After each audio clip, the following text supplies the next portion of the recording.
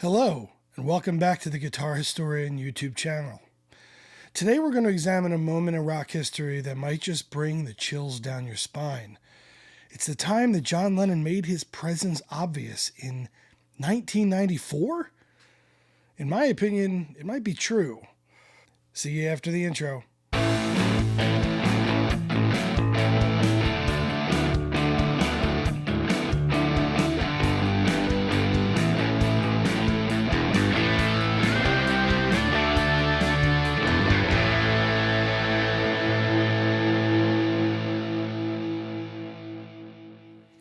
Our story begins with the genesis of what would become the Beatles Anthology sessions in the mid-1990s. As early as 1989, the three surviving Beatles and Yoko began to hash out the idea of what would become the definitive history of the most popular act in music history. In the prior 20 years after their breakup in 1970, the global popularity of the Beatles didn't diminish. In fact, the appetite only seemed to grow for more Beatles material. An entire underground business had grown around bootlegs of unreleased Beatle material, including discarded songs, outtakes, demos of songs given away to other artists over the years. And once the three-part televised anthology series crystallized, it was decided by EMI that 3 double CD sets would be released, packed with a treasure trove of those same outtakes and scraps of Beatle history that fans clamored for. For their part, the remaining Beatles themselves had decided that it was finally time to bury the hatchet and get back together creatively for the first time in nearly 25 years. The band had undergone many unfortunate war stories over the years, mostly due to the ongoing legal battles over the dissolution and breakup of the group in 1970. Some of these feuds even culminated in Paul not showing up to the Beatles' induction into the Rock and Roll Hall of Fame in 1988, with Paul saying that he didn't want to appear fake while the band was still actively suing each other. Sure, it had been a real long and winding road to getting back together, but the reality was that the remaining Beatles never truly stopped communicating or being friends over the years.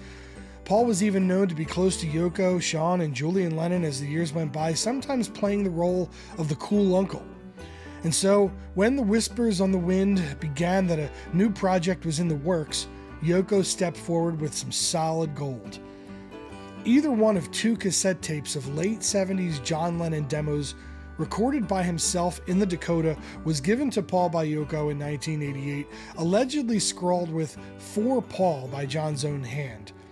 These tapes contain the demos of Free as a Bird, which would open Anthology 1, and Real Love, which would then open the second set. Anyway, the Beatles would draft former Electric Light Orchestra frontman and producer Jeff Lynne to produce the sessions. Lynne had been making the rounds in the late 80s and early 90s, producing many established rockers' albums, such as Tom Petty's first solo record in '89, Full Moon Fever, and George Harrison's return to form, 1987's Cloud 9, and, of course, producing and performing in the super group, the Traveling Wilburys. There is some discrepancy on George Martin's absence from these proceedings, however, with some reports saying that Martin declined to be involved due to his hearing loss, but Martin himself later would say that he had not been asked to participate, although that he wasn't surprised and that he considered the surviving Beatles, quote, quite good producers in their own right at that point in their careers. But there's no doubt that George's relative comfort with Lynne, as well as his affinity for having a buffer between himself and Paul's sometimes controlling behavior, was probably a big reason for his presence. Just see the file on Eric Clapton and Billy Preston, both invited into Beatles sessions by George Harrison. Paul's home studio on Hog Mill Hill in Sussex was chosen as the home base for the new sessions. Built in a late 18th century mill house complete with windmill, Paul, of course, had all the toys needed to complete the sessions with a modern feel. But the remaining Beatles both felt the absence and presence of their missing man almost immediately, with Paul saying that they could feel John, quote, hanging around the sessions as they worked on his demos from over 15 years ago. Listening to John's haunting voice and piano burst from the studio monitors once again must have been an emotional experience for all of them.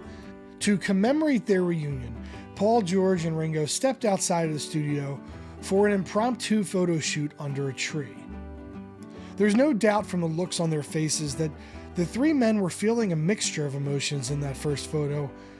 Pride at their new work and happy to work together once again, but definitely also missing the unquestioned spiritual leader of the Beatles, John Lennon, while at the same time cherishing the music that he had left behind for them to now play with. But in this photo, a surprise happened that no one saw coming. Looking down and to the left, one can see a majestic white peacock wander into the frame next to George's legs, perfectly framing itself as the fourth member of the Beatles. Paul remembers immediately exclaiming, "That's John," which caused the others to turn and smile, and it was as if decades worth of unrequited mourning lifted from their shoulders, as if their friend had made it known with his quintessential wink and nod that he had never truly left him.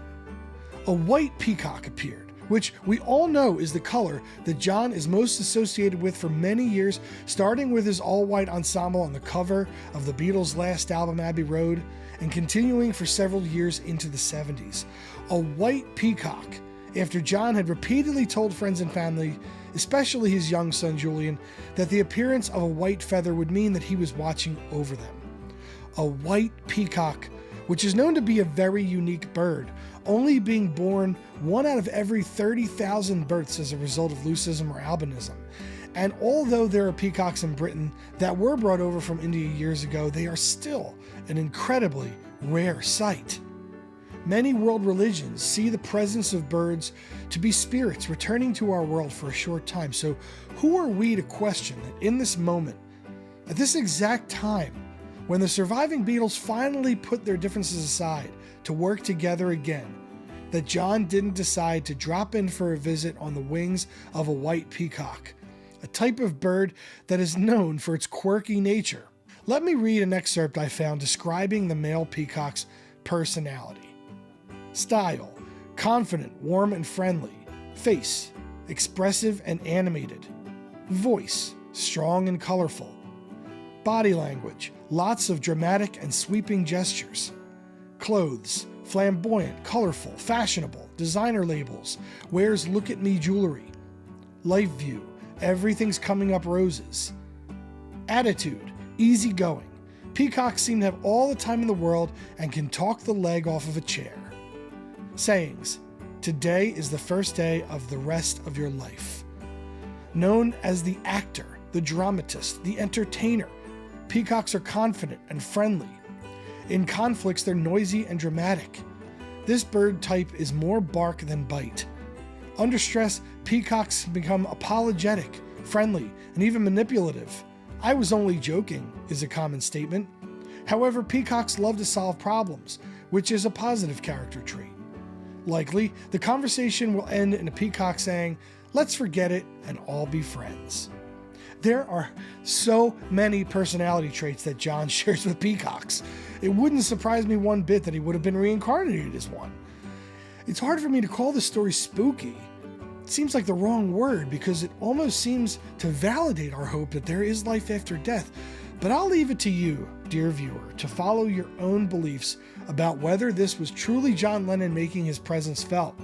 Some of you will probably say, this is just an extremely rare, 1 in a trillion coincidence that when the greatest band in the history of recorded music got together to take a photo for the first time together in 25 years, an extremely rare white peacock walked into the frame at the exact moment that the photographer took the picture. I mean, you might be right. Just a coincidence.